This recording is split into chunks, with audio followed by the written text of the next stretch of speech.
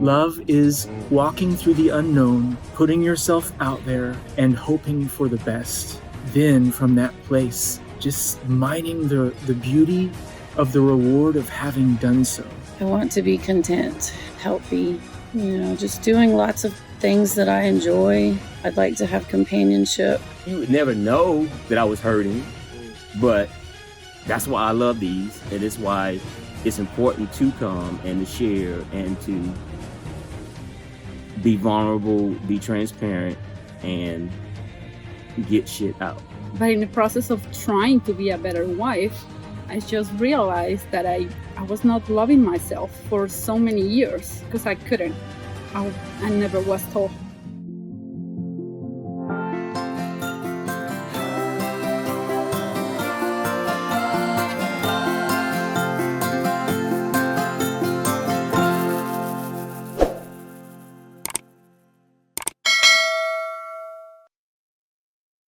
So, but for real, what is spiritual expansion to me? And that is every single one of you coming together to create the us, to create the one, and expand out as far as we can with love and consciousness and peace and just compassion, more rationality, more creativity, more connection.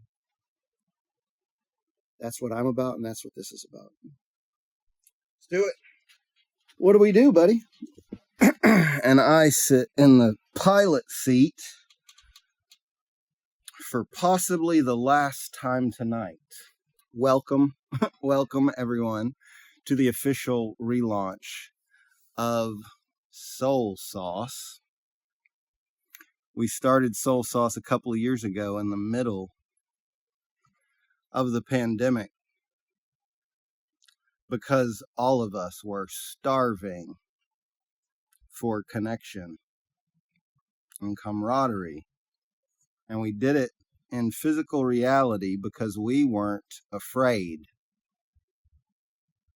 And everybody that helped us build this community wanted connection more than they were concerned about fear. And we appreciate each and every one of you. And we want to notice that we're all still here. We all made it. Thank you. Thank you. And I want to introduce the concept of this format as we always do in the very beginning, especially because it is now evolving. This is the new level. And when we began, it was a spiritual support group, and we sat in a circle. And everyone wore blindfolds. And everybody understood that this is what we call a safe space. What is a safe space? A safe space is a place where you know that you're not going to be judged for anything you think or feel or say. A safe space is a place where everybody understands we're here to listen to and support each other. We're not here to critique. We're not here to judge. We're not here to argue. And what tends to happen when we get in an environment where we can feel that we are truly safe is that we express things we might not have even ever imagined that we could express. And that is the invitation of tonight, is for you to express things you might not have even imagined you would express. And I thank each of you for coming to join this space with us. Here's the way it's going to work. If you've been here before, let go of those ideas. Here's the way it's going to work now. We're still going to go around the circle, but each person that takes their turn sharing is going to come up here to what we call the hot seat. And you're going to close your eyes. You can wear a bandana or you can just keep your eyes closed. And we're going to take turns just asking you some questions. And your only challenge is to answer those questions as authentically and vulnerably as you can. And know that everyone here will accept your truth, because those are the rules of the game. Know that we can hold space for feelings you don't even really know you have until you find a place to express those feelings. That's the invitation tonight. And there are a couple of skills that help this process. One is what we call deep listening. And deep listening is what you would call reading between the lines. So it's not just listening to the words someone says, but it's listening to the inflection, listening to the emotion, listening to the cadence. Are they pausing? Can you feel that there's fear? Can you feel that there's freedom? Like, it's reading in between the lines. So we encourage deep listening. And to assist that, we invite you to close your eyes. If you listen with your eyes closed, you will hear far more than if you listen with your eyes open. The next thing is to understand the key to this game is vulnerability. But we only ask you to be as vulnerable as you're comfortable being. You don't have to match anyone else's level of vulnerability. And this is not a competition. It's not about how deep anybody else went. It's an invitation to go as deep as you are comfortable going right now. And this is not Fight Club. You do not have to share. But I promise you, if you do, you will not regret it. Ask any of the regulars. Ask any of the regulars. Now, typically, in Soul Sauce, we would go around the circle. This helped with people expressing, because when you ask for volunteers, very often nobody wants to volunteer themselves. So we're going to give you the option to volunteer first. And if we don't have any volunteers, we'll go down the line, right? So we can get the best of both worlds. We'll give people who want to go, who are eager to discover what's inside of themselves, we'll give them the option to go first, and then we'll go through the line. Thank you so much all for coming.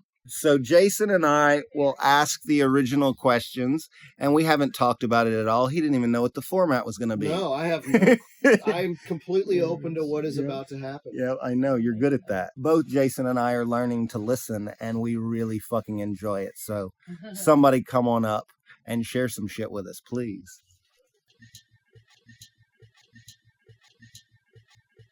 All right. Awesome. Tell us your name, where you're from, and the briefest version of your story that you can. Yeah, my name is Brandon, and God, I feel like I have way too many stories to pick one. I kind of just want to flow off of the questions that might arise. Oh, awesome. The first question is, who are you? Okay, yeah, who am I? I don't have a clue. I don't know who I am. I'm learning things about myself. For a long time, I had just forsaken myself and, kind of taken on the duty to become less or become nothing, almost a perverse spiritual duty within the confines of a relationship that went on for a very long time. But who am I? I'm a lover. I love to love, and I love to be loved. That includes, it is the divine, and it's the divine in the other. To walk around and I'm a little woo and mystical and whatever. These answers may seem like they're avoiding the question, but they're really not. I don't know who I am. I got a question. Hold on.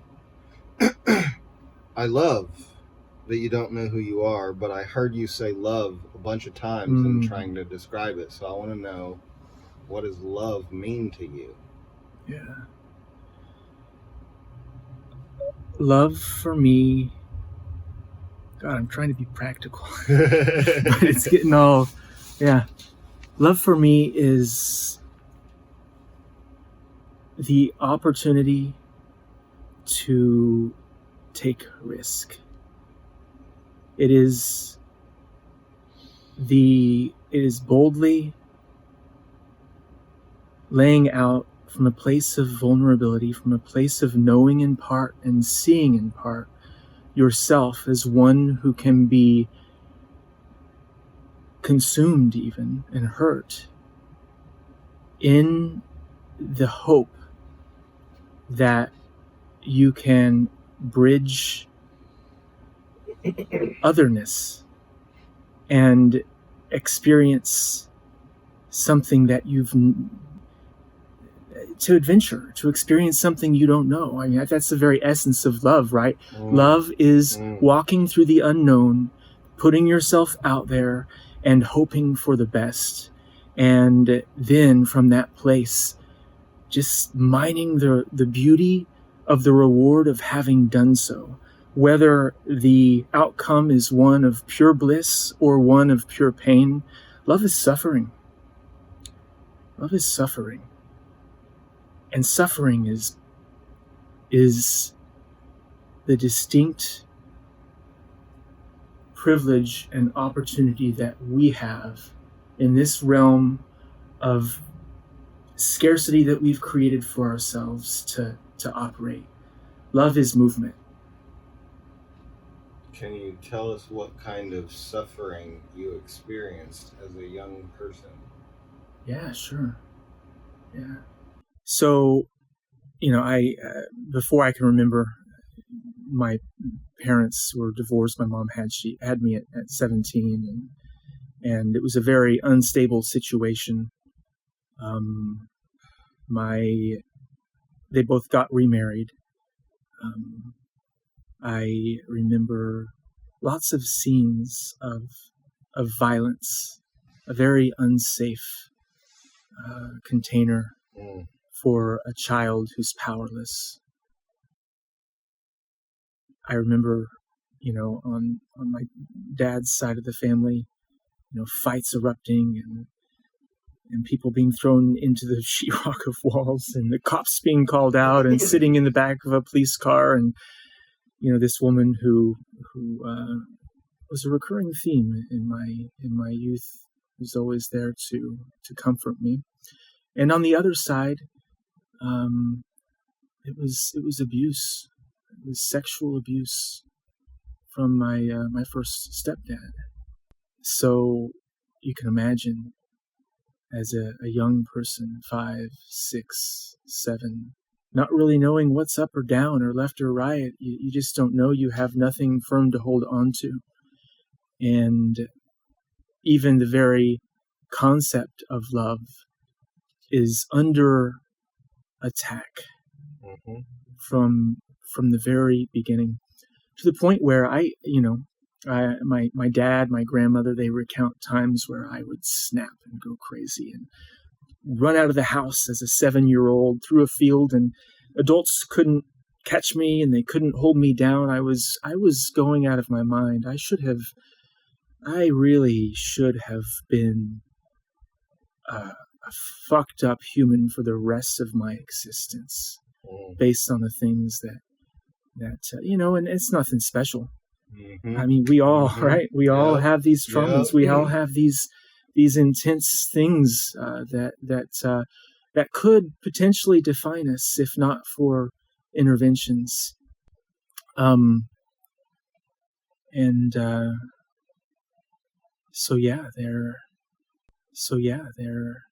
at the same time, during those times, I was looking for power outside of myself. I was looking for something to grasp onto, something to hold on to. And it's funny, I don't know where I even got this, but I remember second grade, out in recess, and I'd get all my friends together as recess was about to end, and I'd get them all in a circle, and I'd say, we're going to cast a spell on our teachers to get more recess time, right? And I'd chant something stupid, abracadabra, alakazam, or whatever, and it's funny, it would work. We'd get more recess. They'd blow the whistle, get more recess, and then 10 minutes later we do it again, and they blow the whistle, get more recess. There were a couple of things happening in my young mind. There was all of this turmoil and just instability, right? And this cry from the very, I think, depths of hard-coded within all of us, this knowing that, wait, but there's something more. There's someone who will hear me, even if it's just for more recess time, right? And, you're powerless looking for power. Yeah. Thank you for the depth of that. And I would invite you to go just a little bit deeper if it feels comfortable. Sure. I would love to know how your young mind dealt with that abuse. And I love that you see you're not alone. Like almost every person I've ever asked, have you been sexually abused, has said yes. How did you deal with that? How did it affect you personally? So, some of the effects I talked about, the dissonance, the mental dissonance of, I'm young. I don't even hardly know, what sex or intimacy or anything like that is. And yet, the instability of all of that, it makes you go crazy, along with everything else. But another outlet of it was I was trying to even repeat some of those things. The way it all came to light is interesting. I was at my one of my grandmother's houses and staying the night with, these ages all blend together, probably 7 years old, staying the night with a bunch of cousins. And I'm in bed with all of them, and I'm like, hey, you guys, you wanna fool around, and let's, and a little kid, you don't have to be abused to be curious. But it was more than that. And, thank God my grandma was standing in the doorway watching me, and I had no idea. And so she asked all the cousins to leave, and she sat me on the edge of the bed and started talking to me, and was like, where did you learn this? And I told her whom I called my daddy at the time, that first stepfather. That was a lucky moment. I probably would have continued to play that out in a number of ways. And yet, there was that intervention, and so that gets uncovered. He ends up going to prison, and at the same time, I'm so messed up. How is that going to resolve itself? And I don't know if we want to get to this part of the story yet, or if you have more depths. No, please. If there's something you feel the need to share, please. Okay, yeah. No. And my mom was a hairdresser. Is a hairdresser, and it was the very early at that point. Well, late 80s, early 90s. And so she'd get her clients this little aside because she had the biggest hair in town. And she'd walk through the mall and people would come up to her asking her for her card. But anyway, it's funny, big hair in the 80s, 90s. But one of her clients said, hey, why don't you come to our church? And so we went to the church. It's like this old Baptist church where they're having a quote, revival, an outpouring of the Holy Spirit. I don't know if any of you guys have seen maybe the televangelists, where they go around and lay hands on people, and then you see people fall out in the Holy Spirit, and they start flopping around on the floor like fish, and it's a wild scene, charismania, right? But my mom got invited to that, and I went, and it's at the time where all of this is at its peak. All of the abuse is being uncovered, and the trauma is being uncovered. And I am standing on the pews in the back of the church, watching what's going on in the front as people are singing and dancing, and there's all of this mystical stuff going on. And I saw power, and I said, I want that. That's what I want. As a 7-year-old, I'm like, I had decided resolutely, that's what I want. And so I went up to the front and decided that I wanted to get what they're having, give me whatever they're having. And so someone came and laid hands on me, and it's like 1,000,000 volts. It's like I got struck by lightning. And I'm a 7-year-old kid. I'm not gonna, make this up. I didn't have any grid for it. It's like 1,000,000 volts of electricity course through my body. I'm thrown onto the ground and immediately transported into another realm, into the heavenlies. It wasn't even like the astral plane. It was like above that, bathed in this intense, beautiful light, which is so bright, but which you can easily stare into. And having this incredible, mystical, transcendental encounter with this love. Very first time I had encountered this love. With this love, this pure light. And this love has a personality. This light has a personality. And it starts speaking to me. And telling me how loved I am. And telling me, that I'm your father. I'm your father. I love you. You are wonderful. Just all these words of really thoughts of affirmation. I don't even, I can try to put them into words, but it was more of a transference of knowing and less of a conversation. I couldn't say much anyway. I'm just in awe. And this presence, starts asking me to recount to it all the things that had happened to me.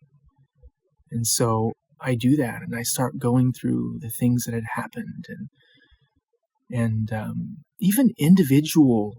It was in detail. It was like, okay, then what happened next? What did he ask you to do? It was very, very detailed. And then this is when you were on the ground, knocked out.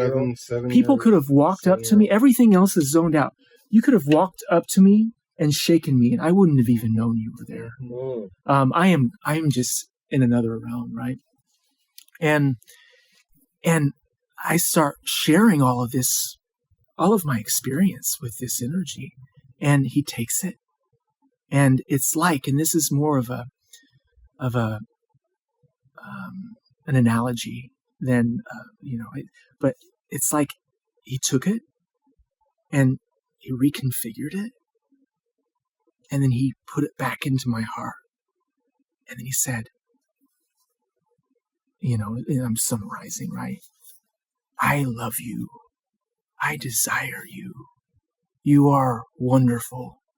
You are okay. It's okay. And I knew it was okay because I'm there. I mean, you don't have any room in that place to wonder if it's going to be okay because you're in okayness. You're in bliss. You're in beauty, in transcendence, in awe. And it's home. And that's why, from that moment, that's why I say, I don't know who I am, but I do know that I'm loved. I am loved. I love to love, and I love to be loved. And this wasn't a one-time event. This went on, for years. Not that I wasn't out for years, obviously. But, I got up that night, and that was session 1. And it was so cool because, it's not just that you're being thrown onto the ground, with 1,000,000 volts of electricity, but you're also learning, to worship. You're learning to love. And it was an imperfect container, just like any other container, charismatic Christianity, and all of the religion that comes along with that. And I had to detox from much of that dogma and religiosity and all of that. But the cool thing is, instead of throwing out the baby with the bathwater, I had genuine encounters with the divine, with love, such that it wasn't too hard for me to separate the wheat from the chaff, to separate the beauty of the divine and its heart towards us and its loving kindness and all the nonsense. But going back to that, so, you sing, you worship, you have bhakti yoga, basically. And then the next time you get thrown on the ground, it's just laughter that doesn't end for hours. Laughter so many times. They call it the Toronto blessing, or holy laughter, or whatever. And then again, you're just transported into the beautiful, loving arms of the divine. You can only love to the extent that you've known love. That's why I say, I would be fucked up if it weren't for an intervention that, I don't know, I was going to say I didn't deserve, but God, that's not true. Because I'm loved and I know how much I'm loved. I know I deserve that. Totally. I know all of us deserve that. Because we are that, right? We are that love. We are that light. That's why I say that, what does it mean to love?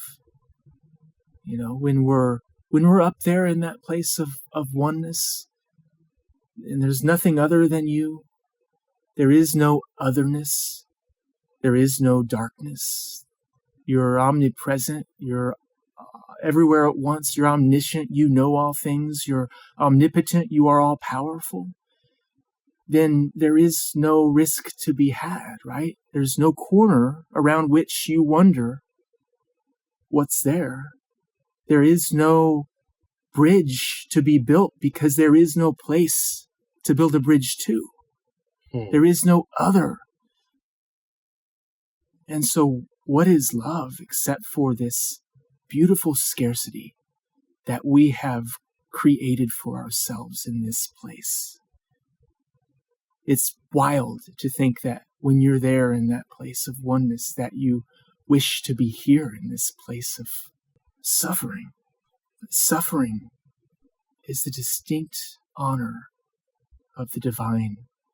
You can't move if you're everywhere. Love is action. Love is movement, right? And it's so pretty. It's so beautiful that, you guys can love by creating this space for us here, and that we can love by sitting in this space and listening to one another and relating to one another and then hugging one another. Just the fact that we can have a hug is fucking mind-blowing. Right? Because there's another to hug, man. You're tripping, bro. Right? I know. But the fact that you can have a hug is like the most beautiful innovation of the divine ever. Upgrade. And see, we think in this world that the upgrade is to want to be there. And sure, that's an upgrade. But when you're there, the upgrade is to be here. And neither is worse or better than the other. It's just a dance. It's a twirl. It's a romance. It's a romance, right? It's a romance. Thank you, brother. So 2 thoughts, Yeah. and then we'll have any more questions. Number one, I have to speak tremendous honor to the depth of your vulnerability and the beauty of your aunt catching you before you passed on the dysfunction that you learned. And practically every person I've ever asked directly, were you sexually abused, has said yes. And practically every one of those that I asked, did you ever do it to anyone else, also said yes. Mm-hmm. And having turned around and done it to others is very often what makes it the hardest to forgive what was done to them.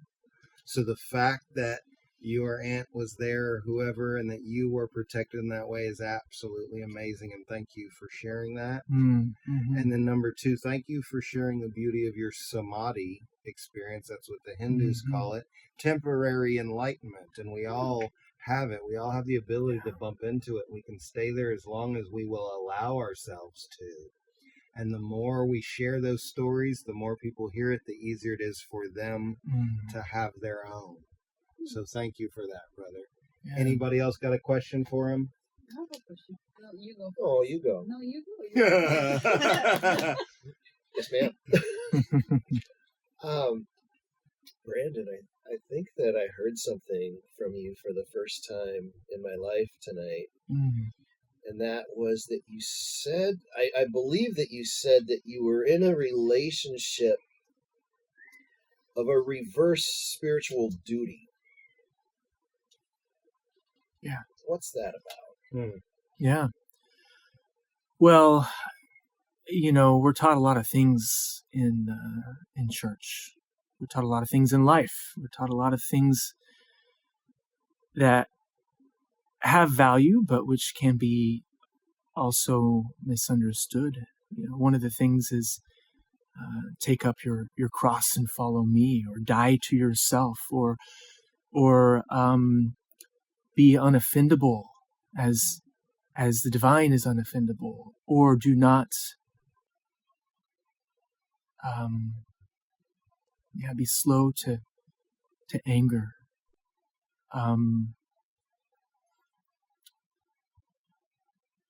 And those are all beautiful things, and we can learn a lot from it. But we should also be told more to be human, and to feel, and to get angry, and to cry, and to be sad, and to get offended a little bit, and to be proud a little bit. Now, obviously, those things can be taken too far, but the other can be taken too far too. And so, whenever I entered into relationship, I was a very good Christian, too good of a Christian. I was a very bad Christian, I guess you could say. And I took all of that very seriously, and got, at 21, ended up, getting married. First relationship, honestly, I'd ever been in. And I carried all of those things out that I learned to a fault, to the point where I lost myself very quickly. I didn't cry for 17 years, but maybe, a few times. I didn't get offended, and I should have got offended. I didn't get angry, and I should have gotten angry. And it took a very long time, a bliss which I manufactured to a degree for 17 years, for that to break open.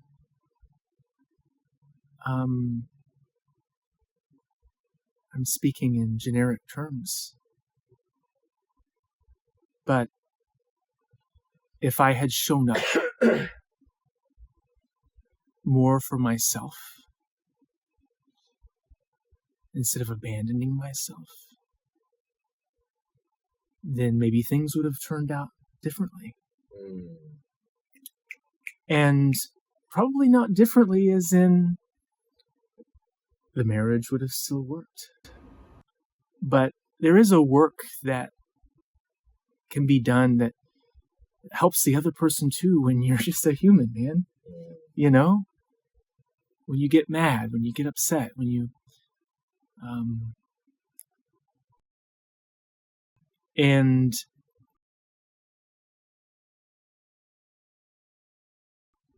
I probably would have found more happiness. I definitely would have found a lot more happiness, true happiness, this last decade and a half. You know, last year I tasted of what it felt like to be asked by a partner how I was doing. Not because they were afraid and needed the reassurance that I was okay, so it's all going to be okay, but because they actually cared for me. And it put my head on tilt when I was asked that, and then I began to cry. Because it felt good to be asked, how are you doing? Because someone actually really just wants to care and love on you. A partner, right? And not because I need to allay their fears. I don't know. Hopefully this is communicating something. No, Hopefully it's Thank communicating you. something. That's awesome. Paola? Yeah, I wanted to ask you, like, according to your experience or knowledge or perception, what's the meaning of life for you? The meaning of life for me is to love and to be loved. Is what? To love and to be loved. That's it. For me, that is the meaning of life. Okay. To see the beauty in all things, and especially in other people. And then even more especially in yourself. You know, I kind of get to the point where everybody's like, oh, well, you should do something with this. You should turn this into something. You should build something. You should, what are you going to build? I don't know. I used to really want to make something of life and build something. And I do want to still do that, but not from a place of lack and not from a place of wanting to just make something for myself or of myself or because I should or I'm compelled to or whatever, but because it's fun and it's a dance, right? Just the meaning of life is to love and to be loved, and love is fun. Love is curiosity. It's much easier to grab onto the thread of curiosity because your heart is on fire by that little thread and to see where it takes you and leads you, instead of to dream up this big passion and then feel the pressure that you've got to actually, now institute this. Life is the unknown. That's the secret sauce of life is the unknown, which, by the way, is the biggest fear of all humans too. Every human is the most afraid of the unknown, which is actually the seed of that's the opportunity. We're all afraid of it, but the unknown is the most beautiful gift that we have. That's it. So I'm rambling now, but it's to love and to be loved, man. It's to love and to be loved. Yep, you got it. Anybody else?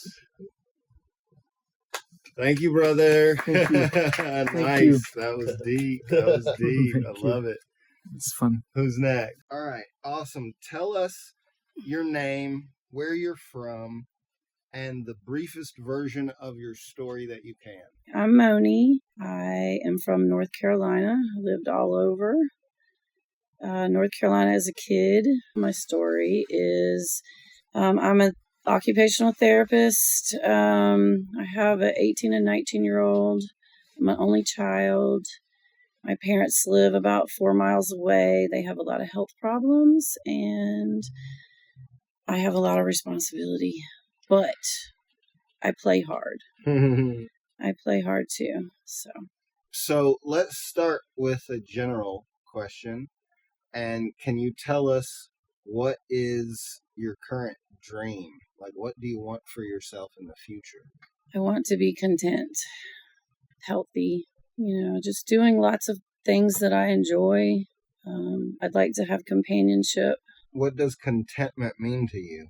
Well, honestly, I'm fairly content most of the time anyway, unless I'm feeling worried about my loved ones or money, because I have loved ones that cost a lot of money. Tell us about your loved ones. My daughter is a senior in high school. She is trying to be a doctor and applying to schools that cost a gazillion dollars. My mom's been fighting cancer for probably 16 years, and she's on oxygen now. And, we've thought she's been a goner through the years so many times. So even now it's kind of like, oh, she's probably still going to be here in 2 years, but it's getting more apparent that she's struggling. My parents are very loving. Always they were great. They raised me wonderfully in a very calm, happy home. Loved on each other. So they're still together. I was very, very lucky to be raised the way I was compared to a lot of people that, I think I was in my 30s before I kind of just was like, oh, people are trying to survive or recover from, these traumatic things. And I feel like I had a head start, and my traumas came, more in my later life, with romantic relationships mostly. Can you tell us anything at all that feels important to share about your trauma?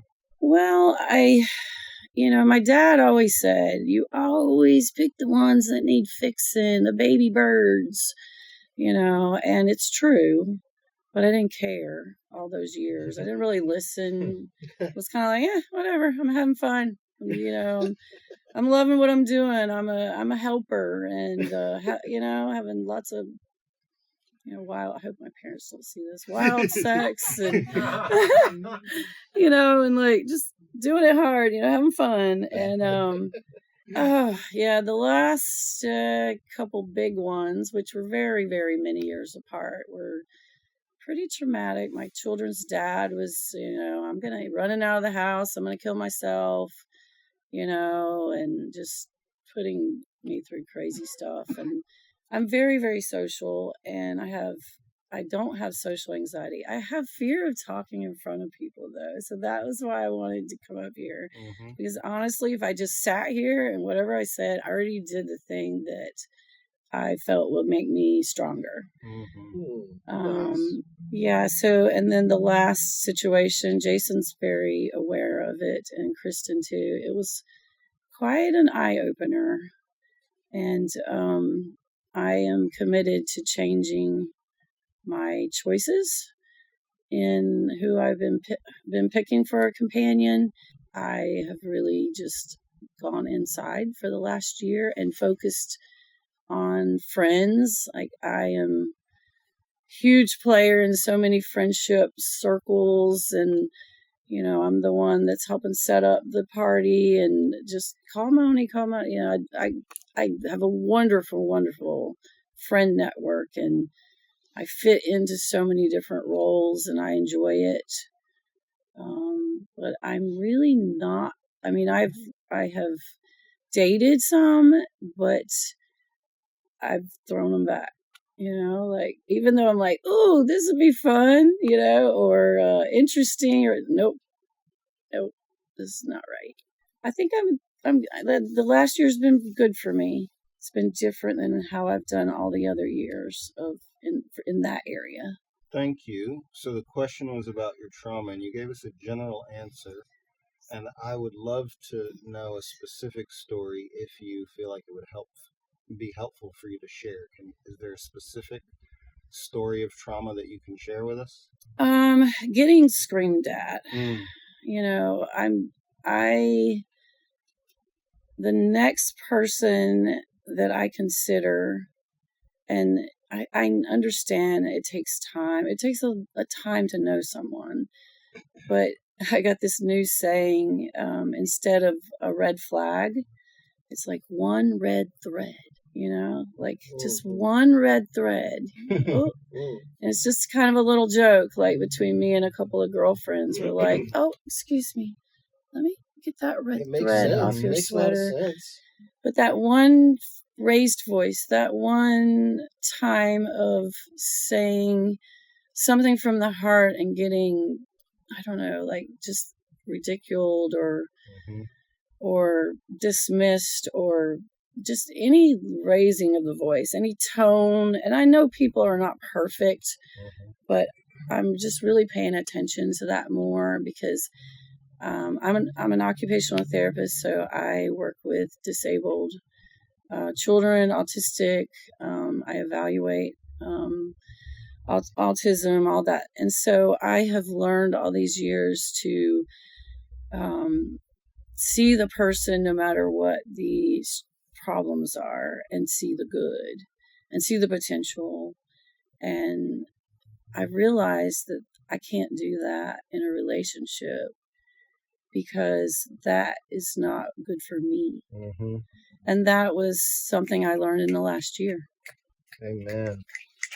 You got any questions, Jay? What were you hoping to accomplish by sitting in that chair right now? Nice. Just not shaking and being super, super stressed out, because it's so weird. I can do it in a fun situation and say, hey, everybody, it's time to, light the candles. And I can do all that stuff, but just to like be in the spotlight, I've never wanted to be in the spotlight. I'm just kind of outgoing and extroverted. Tell us how it feels right now. I'm nervous. And what else? Kind of like I'm just going to be like, yes, I checked it off. I did it. I did that. I got it. I got one.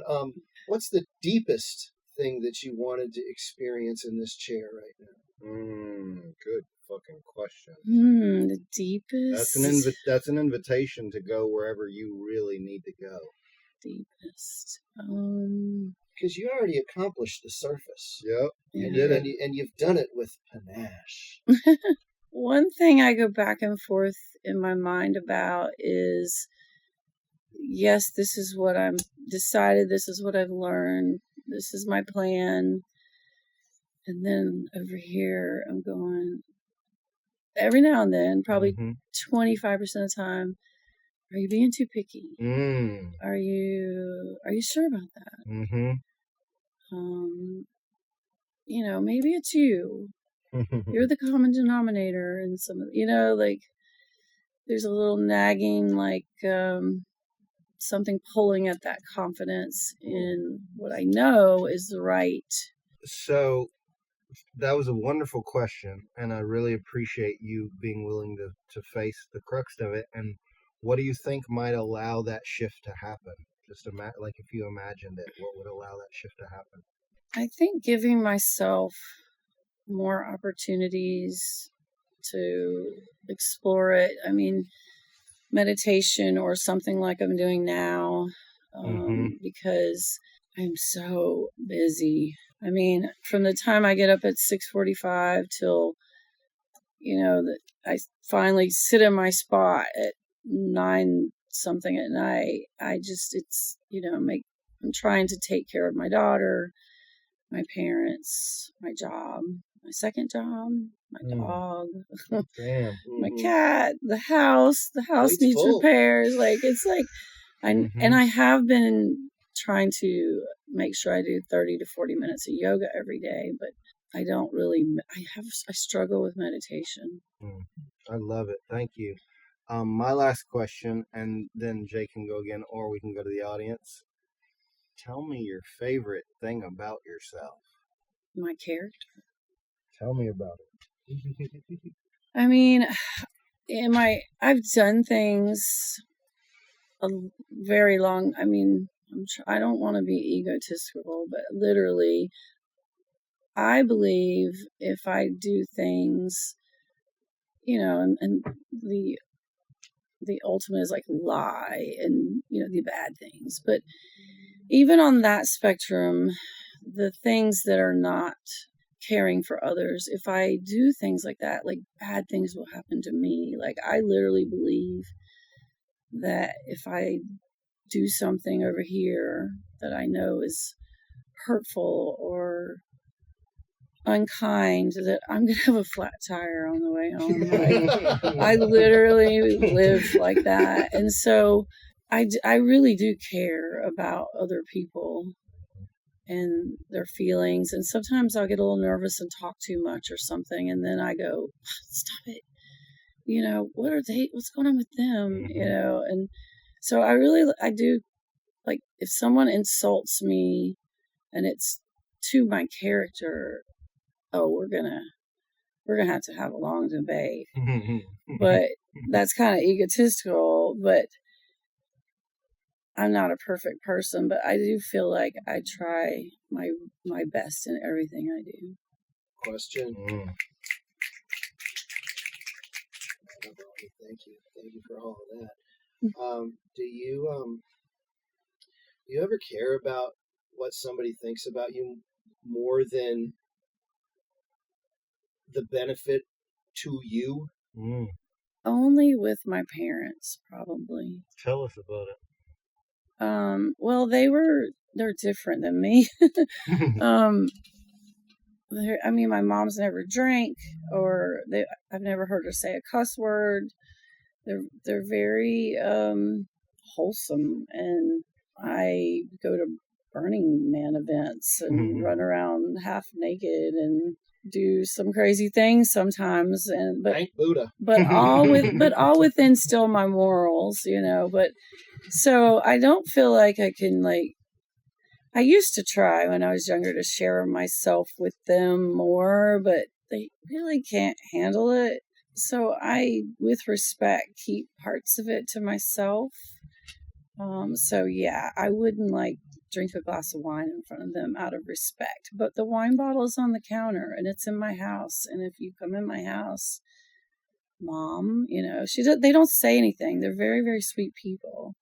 So with everyone else, I mean, maybe like on a first date or something like that, where I'd be like, oh, does this look, you know, but most of the time, I've had this in my head forever. There's always somebody more beautiful.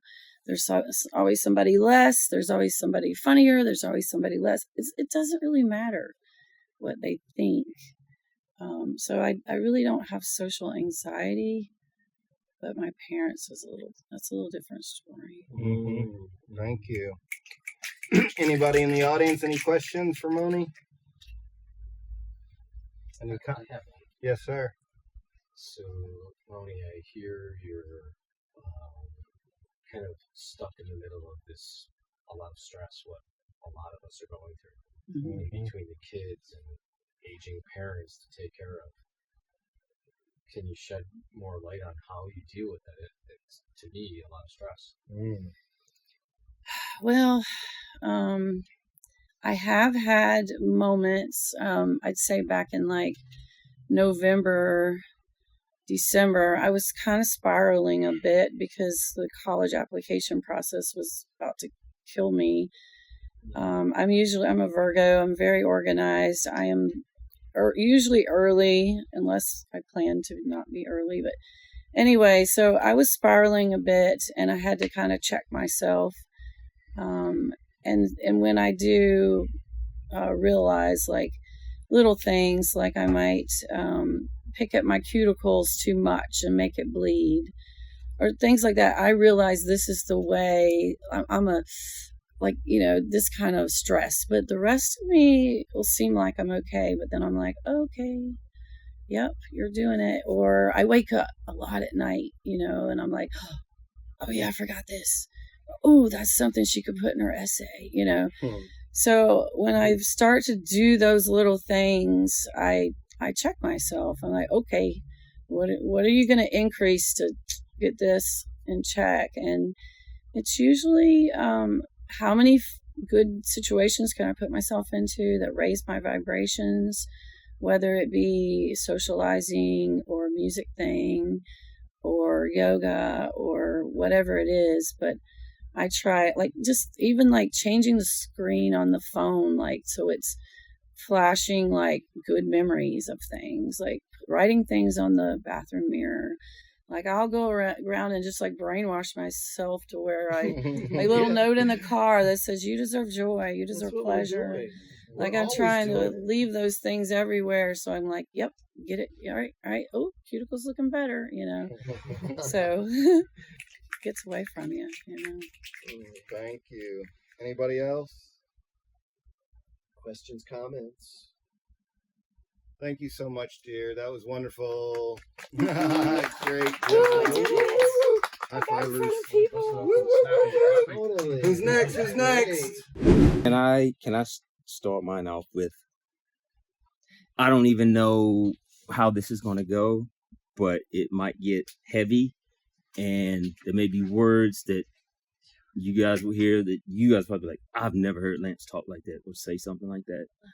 But I guess I'll just start off. Yoga has always been my safety net, safe place. Ever since I started 3 years ago, I've always had great experiences, nothing but love, good people, positive energy. And this is a very personal story too, involving Saltek and Jason. And you guys will probably start to remember, but I never finished it with you guys. But like yoga, and I've done yoga up and down the coast, many cities, West Virginia, here. And like I said, I've never had a bad experience until last year at Flow Fest. And you guys remember the day, Jason, you were teaching acro. And I met up with you guys and we were walking over to the wall and we were laughing, joking, having a great time. And I've done acro yoga at the barn. I've done it at Whitewater, and the general consensus is, if you see people, you don't have a partner, you just introduce yourself, you talk to people, and that's how yoga flows for me. So we're walking up, we're having a great time. Young lady and a white, blonde-haired girl sees you, Saltek and I are with you. You guys are talking, conversing, looks at me, laughing, talking. Vibe is great. I'm like, oh, okay, cool. Obviously knows Jason, so I'm like, okay, maybe, I see she doesn't have a partner. Maybe later I'll ask, so nothing on my mind. Like, so Saltek goes to set up the sound system. You go to converse with other people. People start showing up. I lay my mat kind of close to her. 5 minutes before things start off, she doesn't have a partner. So I was like, well, I will introduce myself. And I remember we had this conversation one time too, Jason. You told me, like, meet people on their level. Because you said sometimes I might come on too strong. Because I'm a people person. I love to introduce myself because I hate when people don't know each other when you show up to like yoga or something. I tend to, hey, how you doing? I'm Lance. But, maybe I'm too bubbly or just too loud or too. So, I try to, hey, how you doing? Hey, nice to meet you. Anyway, back to the story. She's setting up her mat. And I set my mat up beside her and I turned to her and in the nicest, most gentle voice, nothing. I was like, excuse me. That's all I said. Excuse me. And she rolled over and I thought she was squinting at the sun. And she said, ah. And then I literally stopped. I thought she was like, and it's someone behind me. So I looked behind me and I was like, and I thought maybe and I was like, I'm sorry, and she's like, what do you want? And I was like, what? And I'm kind of laughing. I'm like, okay, so I was like, pardon me, I'm sorry, and she, what do you want? And then she started progressively getting louder. And at that time, another white lady, Jennifer, my saving grace, walked up kind of at that time. No, she was sitting behind me. That's right. She saw everything. And she had kind of set her mat behind me. So by now, I'm thinking like, what's going on? Did I do something wrong? So I was like, hey, I'm sorry. I didn't mean. She was like, look, I don't want you talking to me. And I was like, whoa. And then I'm thinking like, what did I do? What did I do? And at that moment, my mind went to like a million different things at once. I'm thinking like, is she racist? Is she waiting for someone? Did she have a bad experience with another black guy? Did someone beat, you know what I'm saying? Mm-hmm. I've got all these things going through my head and I'm trying to be nice. I'm trying to be friendly. I'm like, oh, I'm sorry. I'm trying to apologize. And every time I would try to, then she started getting progressively louder. What are you doing? And people around, like in my mind, I'm going, she's trying to make me look like I'm being aggressive towards her. And then I started getting angry because I knew what she was doing, but I was like, I'm not going to do that. I'm not going to do that. So I was like, oh, look, I don't know what I did. I'm sorry. I apologize. And I was thinking, I didn't do anything wrong. But anyway, she was like, look, what were you going to do? You were going to ask me to be your partner, weren't you? And I was like, whoa. And then when she said that, I was like, I was, but I switched it. I said, no. That's not what I was going to ask you at all. What I was going to ask you was like, how do you know Jason, who's leading the session, the flow today? And she was like, oh. And I was like, well, you know what? Hey, I hope you have a great, blessed day. And that's when Jennifer stopped. She's like, she had no right to say any of those things that she said to you. You were nothing but a gentleman. You were very polite. And she's like, if I was you, I would have cussed the bitch out. And I was like, no, I can't do that. Because if I would have done that, it would have made me look like the bad. Anyway, you know what I'm saying? But yeah. And I meant to say this too. I need to find a way to get my power back, because even when I go and do yoga today, I'm afraid to talk to people. And that is what hurts me. And see, I mean, I'm just trying to find, that's why I come to these things, because you got to get this shit out. But anyway, Jennifer, and I'll tell the whole story. She comes up, she's like, and then when she said to me about me being a partner, and I said all that, I turned to Jennifer and I was like, and she said all that, you didn't deserve that. I said, well, I thank you for that. And I said, can I ask you a question? I said, will you be my partner today? And she said, I would love to be your partner. And we said it all in front of her. And then the thing that hurt, okay, so we're setting up, and then I was like, okay, we're done with her. So, but everyone else that came up to ask her a question, she had no problem. Everyone else was white. But I didn't want to tune into that, but white guys, white girls, and everyone. She never, ever, you know what I'm saying? And so anyway, class was great. We had a great time. I left and I sat on the hill over in front of Hawk's Nest and I cried. I sat down and I cried for about 30 minutes because I'm a grown man. I'm not, you know what I'm saying? That shit's not supposed to hurt me anymore. You know what I'm saying? But it took me back to the basic. It just stripped layers off of me. Yeah, it can hurt still, and I couldn't go to class for like 2 weeks out. You know what I'm saying? And I was trying to find, I was talking to people and everyone told me that, but you should have just told it. You know what I'm saying? I said, but no, I can't do that. And I didn't want to do that because I was thinking like, what if she did? What if something had happened? But even I would, you know what I'm saying? Now I'm like, but even if something had happened to me, I would always be considerate enough to, well, no, I'm waiting for someone, or no, thank but I don't know. It hurts. And like I say, to this day, even today, like I went to class last week, Stephanie's class in Cramerton, and like I just sit in my corner and people are still nice and I'll talk, but I don't go out of my way to be me. And I feel like I'm not being true to myself right now because I'm not being me. And then I can tell stories about, like, okay, like things that may have affected me that make me feel the way. Because, I've been called a nigger before and by a sheriff at a fair, lost my mom. He didn't even bother to help me find my mom. He thought I was trying to break into the fair. 8 years old, 11 o'clock at night. And all that kind of shit just comes rolling back when things like that happen. Because I'm thinking like, I'm not good enough. And then it makes me think about my kids. Because they're mixed up. My wife is white.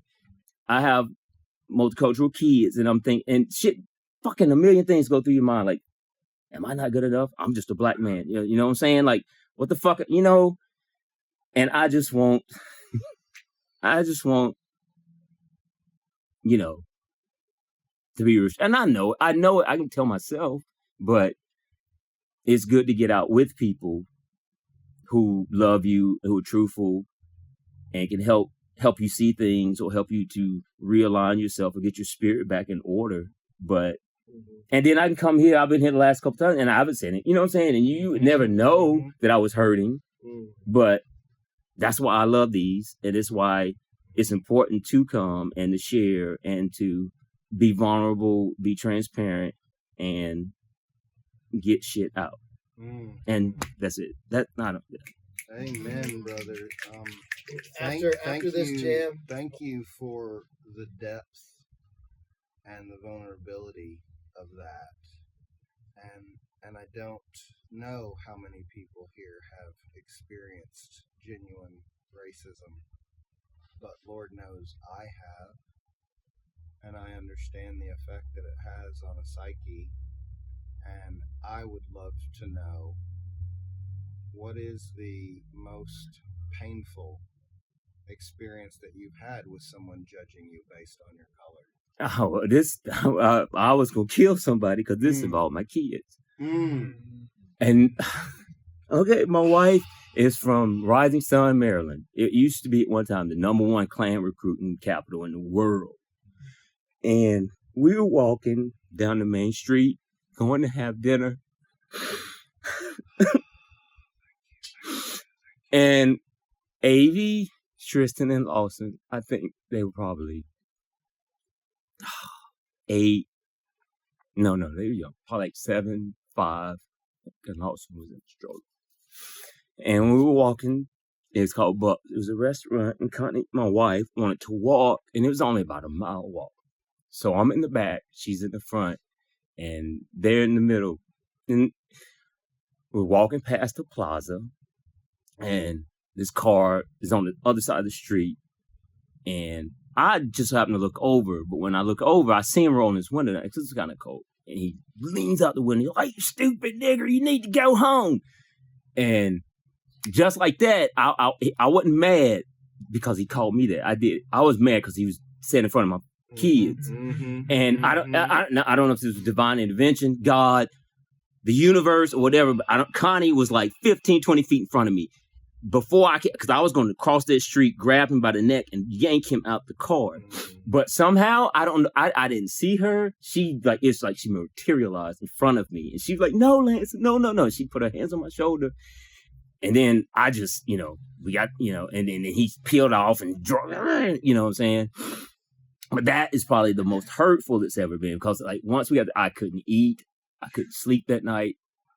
I was just so angry and mad and upset, but it was because of my kids. They're innocent. They haven't done a thing, you know what I'm saying? But then just to see, and then racism goes always, and I mean, many different ways, many different colors, not just black and white, but it's stupid, it's ridiculous, it's dumb. It's just to hate people for no fucking reason, and to hate children, or just to hate a culture or people, or it sucks. But there are good people in this world, more good people. It's just that, the bad ones are louder, or they present themselves more.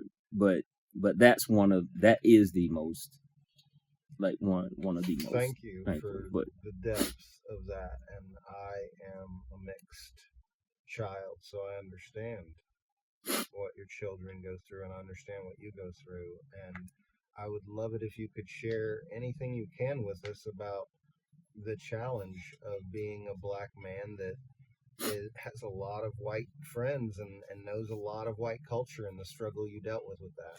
I could write a book because, this is okay, because I can give it to you from another perspective. Being a black man,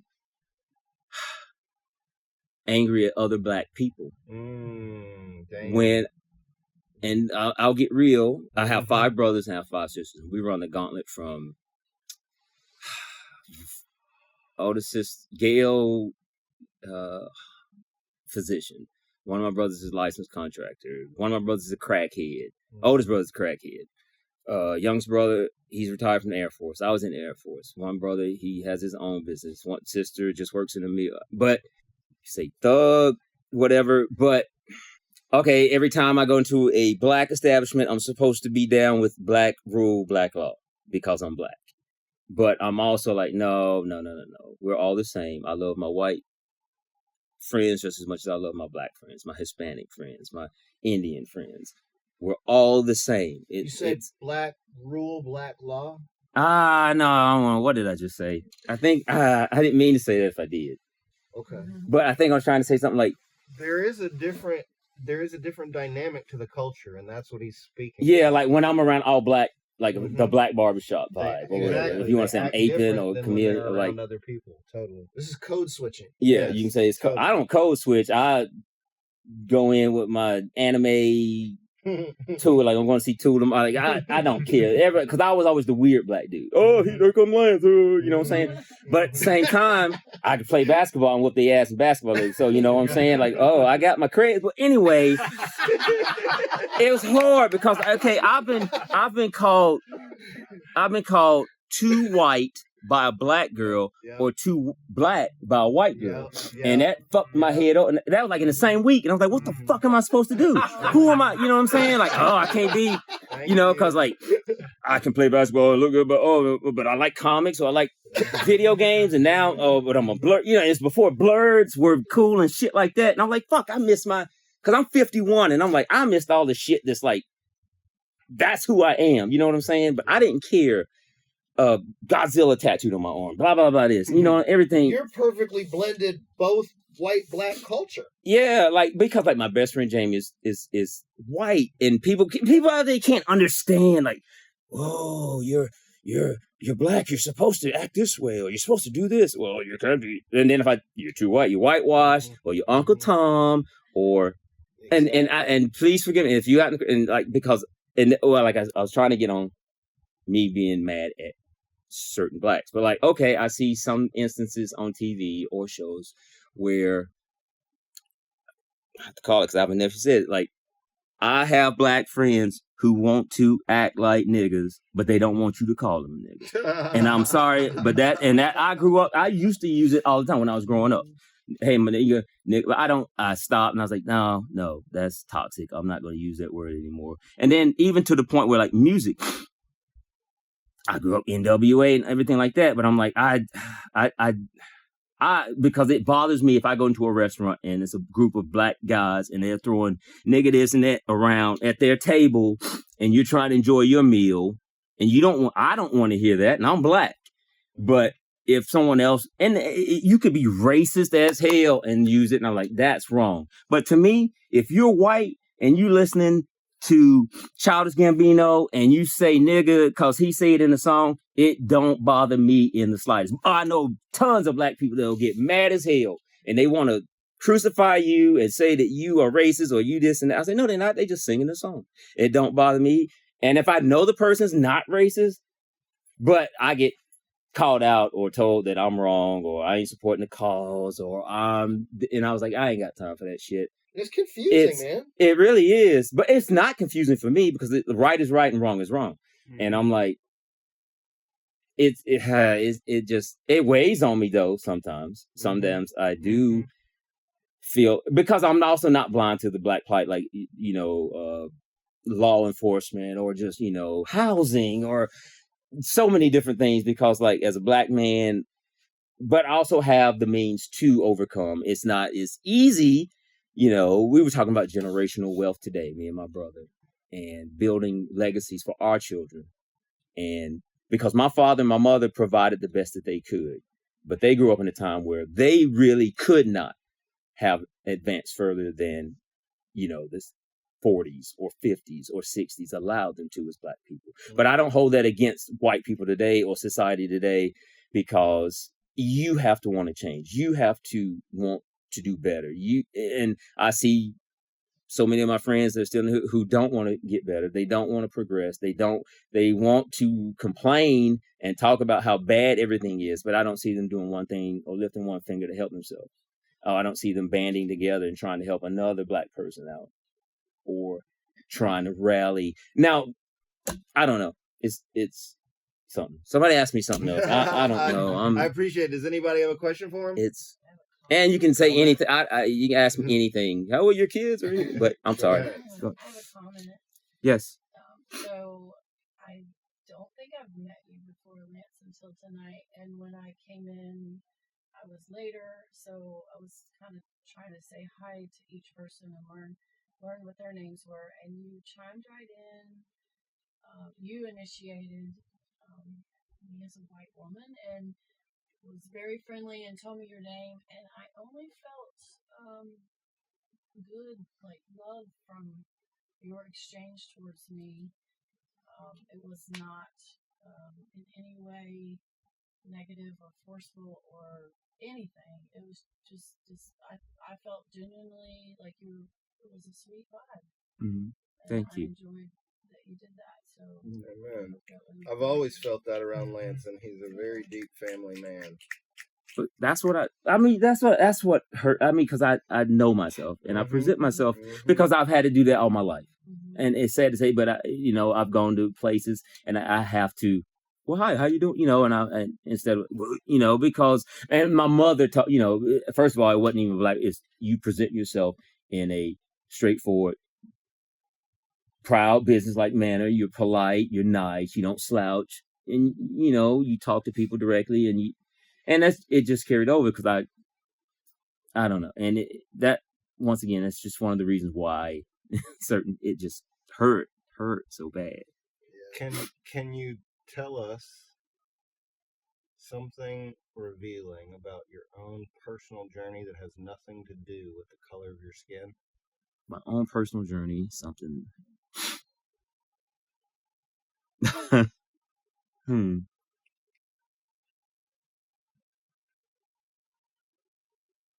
love the time you're taking to feel I'm trying to, that's beautiful. Because there's so much. Right. It's so much a part of our experience that it's hard to find something that's not directly connected to that. I get it. I don't know. He just wants. I think I'm honest too.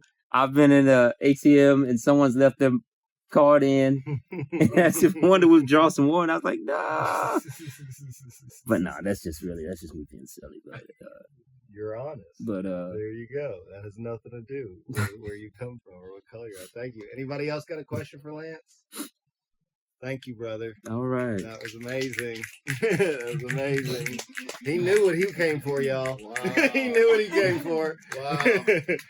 Beautiful. Welcome, dear. Tell us your name and anything you can about your life and who you are. I'm Paola, and in this point in my life is super crazy because I'm getting divorced. I'm starting my separation next week at the same time that I'm moving to Austin. And the funny thing of everything is that I started coming to the Big Love Yoga and to work on myself to be a better wife and to save my relationship. So I'm ending that relationship, but I'm so happy about it. And it feels liberating. And I'm 37 years old. And I have a 21-year-old daughter. And part of me also doing that, it was because I wanted to be a better mom. And also because I know that it wasn't easy for her to have a teenager mom. And I was feeling guilty. I'm originally from Colombia, South America.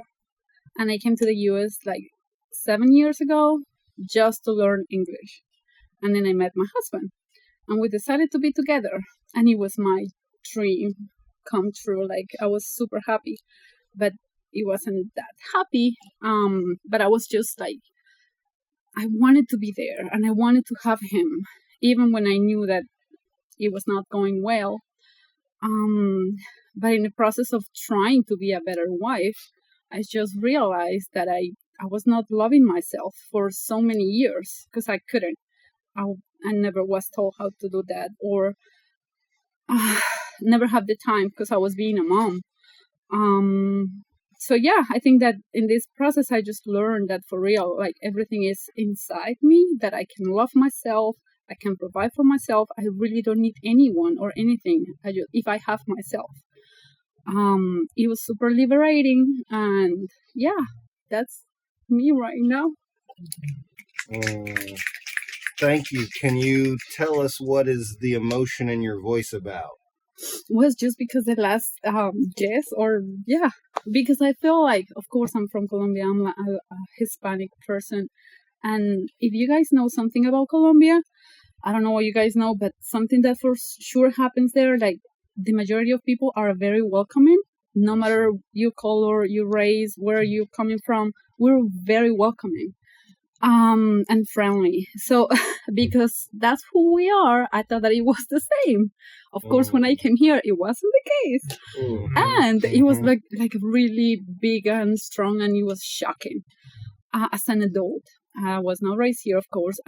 So it was really yeah, I didn't know that it was a thing until I experienced it. Culture shock. Can you tell us what America felt like to you? Oh my God, a nightmare. In the beginning, it was a dream, 4 months, because I just came to learn English and everything was just like in the movies. It was my second time in the United States. I first came to Las Vegas and it was amazing, but it was just for a holiday and just to have fun. But then when I came, when I moved, like the first 4 months, it was beautiful because also it was during spring and we don't have seasons in Colombia. So it's always the same weather and it looks the same almost all the time. But just to experience the colors and the flowers, I felt like in the freaking Disney movie, for real. It was beautiful. I was super happy. But then really quickly it changed and I was just super sad. I was missing my daughter because part of me coming here was because she, when she was 14, she decided to go and live with her father, and it was just heartbreaking for me. I was just unable to deal with that situation back in Colombia. So I was like, I'm going to escape. If she's not going to be with me, I'm just going to go somewhere else. So I came here to learn English and all that. So in the beginning, it was nice, and then not so good. And it was just shocking because also I was learning English, so I couldn't express myself. And it was very frustrating. Yeah. I don't know if it answered your question. You did, but what was the main difference? Like, you had a way of operating, and you knew how people acted back then. What were the challenges that you saw? Well, just the way that some people look at me just because the way I look, maybe, or because I was not able to communicate very well. I felt rejected. Like in Colombia, I was a sexy girl, so well, I'm. Don't get me wrong, I know who I am. But what I mean is, like, people look at me with this look, but here I just felt like the rejection, and I was like, what the fuck? It was shocking. And then I pretty quickly understood that it was because the way that I look. Not everyone likes hot Latinas. For real, not everyone. So yeah, it was shocking. Awesome. And tell me, what did you learn about yourself in the process of coming into this super, like, affluent land of desperate loneliness? Well, I learned that I really missed the basic things that I didn't appreciate in Colombia. Like, I don't know, since I came to the US, I needed a car because the distances, everything, so I have a car. In Bogota, I didn't have a car because it wasn't necessary. So Uber and taxi was super easy and cheap. And also, like, the public transportation was even better. So I never had a car. So I was just missing that crowd, at the bus station. I was missing that. I was like, oh my God, what's happening? But yeah, those type of things, like just to be close to people and without feeling that rejection or that look like you don't belong here. Yeah, I miss that. And I learned that I missed that and I was running away from it. Why were you running away from it? Because, well, not maybe from it, but from my own family and drama situation. I come from a broken family, so my mom is an alcoholic and my father wasn't present. So, of course, like I carried that for years and years and years. And I thought that if I run away from the country or the continent, I will forget about it. But then I realized that, of course, it's not them, it's not anyone else. It's just inside me. If I don't fix that myself, I'm going to carry wherever I go, it's going to come with me. Thank you. And did you figure out how to face it and release it? I think so. Yeah. How? Well, I just did like a plant and a medicine journey with someone that you know very well. And it just changed my life for real. It was like a year ago. And yeah, that experience changed my perspective. Like, I was like this angry person. I was the angry person that you look at the grocery store that you don't even know why it's angry. But I was that person. And I realized... Bitch face. What? Resting bitch face. Yes. Yeah. But I didn't want to be that way. I was just that way because I was mad and angry and I didn't know why. And I wanted to fix that because it wasn't, like I was that way, and I didn't know why, but also it didn't feel good. I was feeling so bad and even worse knowing that I didn't know how to fix it. And then in this journey, I just learned that it was because I felt like my mom never ever loved me just because she wasn't present because she is an alcoholic. But during the journey, I just, I felt that she of course loved me on her own way, and also that she felt like I felt her pain, if it makes sense. Yeah. So I just felt compassion for her. Of course, I accept her love because I am a mom since I was 16. Of course, I couldn't be the mother that I know that I can be now. I was also like not the best mom at that time because I didn't know how. But I knew that I loved my daughter since day one, you know? It's like I understand that it happened the same with my mom. She just didn't know how to love me the way that I needed. Was she a teen mom? When she had me, no. I'm not the only child, and there's like 3 sisters older than me.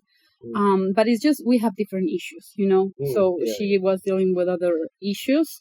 But what I know for sure is that she loved me the way that she was able to love me, and that's okay. I accept that now. I feel like I don't have that feeling, you know, like that empty thing inside me. I know that she loved me the way that she was able to do it. That's beautiful. Mm-hmm. Can you tell us what is your greatest fear? This might sound crazy, but I don't think I have a fear right now. Honestly, like I'm being 100% honest with you. Like I was raised in a very religious family, and it was like a combination between Catholic and Christian evangelic. It's like the same Christian, but it's opposite at the same time, because, you know, so it was a very confusing, and I was terrified of the devil, you know, like the evil things and all this. But also, like in my journey, I just realized that we are the same. Like we can be really, really good or really, really bad, you know, and it's just us. It's not like someone or something out of us. Just like being human. Exactly. It's like, because in my experience, I know I'm a good person, and I know I can be really nice, and I can be very loving, but then I can be the opposite according to the circumstances. Even if I don't want to be there, it's just like a reaction. I don't know. Let's say that something happened with my daughter. I don't know, if I see someone being aggressive towards her, then my worst version is going to come out, you know, and I can be very bad. Yeah. So I don't think that I have a fear of the evil and all that. It was my biggest fear. Okay, I got a question for the audience. How many people believe that she actually has no fear? I'm listening. I'm listening. Well, That's not saying that you're lying. That's just saying there might be something a little deeper maybe I don't that you don't want to look at or say right now, and that's okay. I just was I wanted to know if I was the only one that did it by that you don't have any fears. Well, go ahead. Well, I'm just facing fears right now. You're facing them. I Yeah. love that. Like I'm 37 years old. I'm getting divorced. Like my husband wants to keep the house. I'm not gonna say that, but I'm kind of homeless. You know, I don't even have a job, but at the same time, it's like tons of opportunities. I can go and get a job. I can rent an apartment or a room, you know. Also, like I was, my daughter, she's 21. I've been carrying my daughter and that responsibility since I was 16.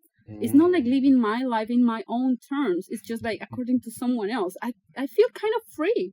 Honestly, that's amazing. I feel how much you are facing your fears, and it's impressive. I love it. What did you have? Kristen had something. Oh yes. Yes, the comment that I had was that I know Paola and I know the work that she's been doing. So when she answered that I do not have fears, I felt the truth in that. She further explained it that she is facing everything, the fear of letting go and change. Like you're just embracing it, girl. Like you're on this whole new trajectory, and you're just like, "Come on, life, give it to me." Exactly. You're facing it, and you're flying with it. Thank you, Kristen. Yeah, I think that you're one of the persons that like we have like a connection before my, you know, journey and all this. Like I was terrified. Terrified of everything, but right now it's like, okay, what can happen? You know, like what's gonna be? We are all gonna die. You know, this body's just gonna die at some point. You know, I cannot control that. You know, I'm gonna like. I feel like I was living my life with fear and just trying to be perfect and have control of everything, but now I don't have that control. Oh, because also like my older sister that is the person that I received this maternal love when I was a kid. She had a really nasty accident that now she is a disabled person, and I'm her caregiver. That's why I don't have a job, because I'm her caregiver. So I love her so much, and I didn't know that I love her that much that I just left everything, even like the marriage that I was in. Like, it's part of it, you know, like, if that person is not supporting me in this situation with someone that's like my mom, like, I don't want to be part of it anymore. I can just, you know, like, protect her. I know that I have the ability. If I don't have it, I know that the universe is going to give it to me. We're going to figure it out. But, yeah, I cannot just leave her to live that way on her own. And also, she was perfectly fine before the accident. So it makes me realize that we have life right now, but we don't know tomorrow. Or the day after tomorrow, you know, like, we just have to live our lives, you know, like, do what we really appreciate and love, because no one is gonna die for us. Amen. You know? Thank you. Thank you. Anybody else? I got a little follow-up. Yep. Yeah. Tell us the best and worst thing about getting separated and moving to Austin. Oh my God. The worst, I think I'm gonna miss my daughter. She's staying here in Charlotte. I'm gonna miss her a lot. Even we fight because she's 21 and she's a young lady and she doesn't agree with me, but I'm gonna miss her a lot, and that's the worst. And the best is that there's like a huge community, and I feel like there's like many people moving to Austin, so there's many people being welcoming. So it makes me feel a little bit like home, not rejected. Like, I didn't feel that way in Charlotte because also it was in the middle of the pandemic. But I'm really excited about Austin. Oh, yeah. Love it. You're going to have a great time. Yep. I know. Yeah. And I feel how you faced your fear, and I feel that's the possibility that you're seeing in front of your life right now, and I'm very excited for you. I can't wait to hear what happens. Anybody else got a question? Awesome. That confidence. The sexy Latina. The sexy Latina. I love it. Like, some of y'all don't like sexy. That's okay. Thank you, dear. Thank you.